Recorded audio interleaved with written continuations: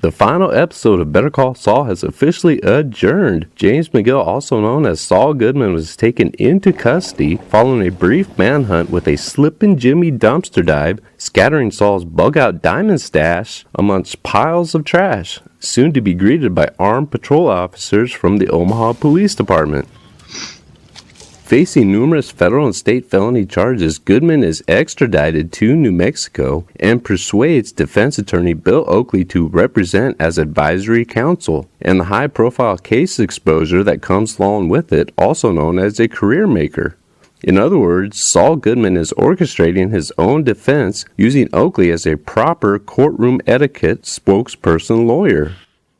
The question is, after successfully pleading 27 charges rolled into a RICO statute of violations adding up to a life sentence plus 190 years, all the way down to just 7.5 years at a minimum security federal prison, why did Saul Goodman later on sabotage his deal, throwing his dream sentence out the window to instead face an 86-year prison term?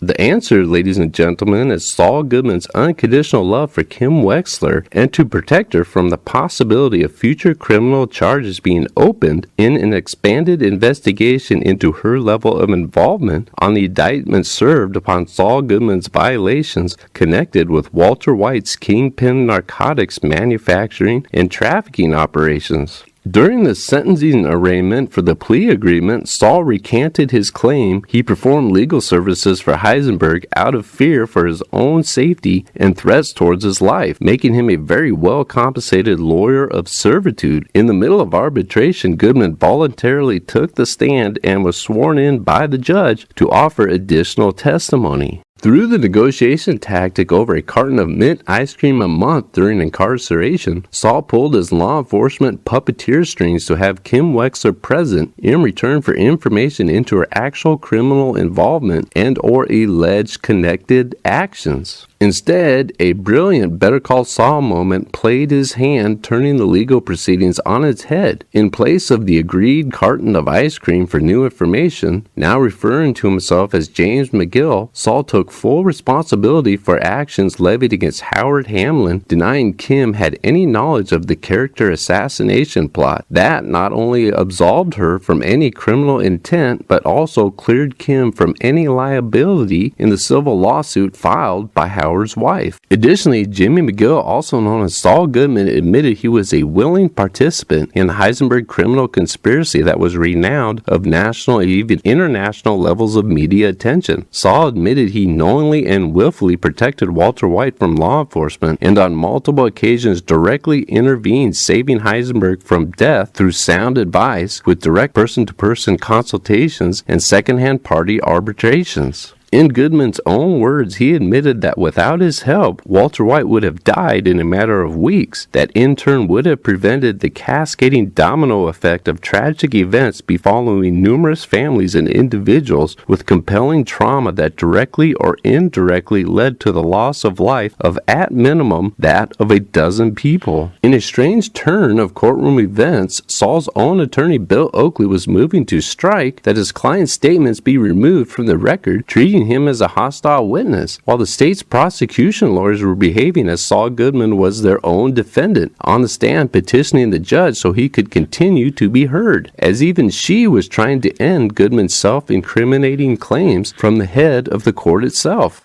As a result, James McGill, prior to entering the courtroom, held in his hands one of the most lenient judgments in national history, 7.5 years at a minimum security federal resort prison and possibly released in 3 years for good behavior. Now Better Call Saul was handed 86 years at a maximum security federal prison in the Rocky Mountains that was notorious for inmates doing hard time. They say love is a mystery and true love, well, is it some form of insanity or unconditional sacrifice and devotion? James McGill, Slippin' Jimmy, Better Call Saul, on the outside a self-absorbed narcissist, but when it was all said and done, he was full of empathy, falling on his sword to save his lady love.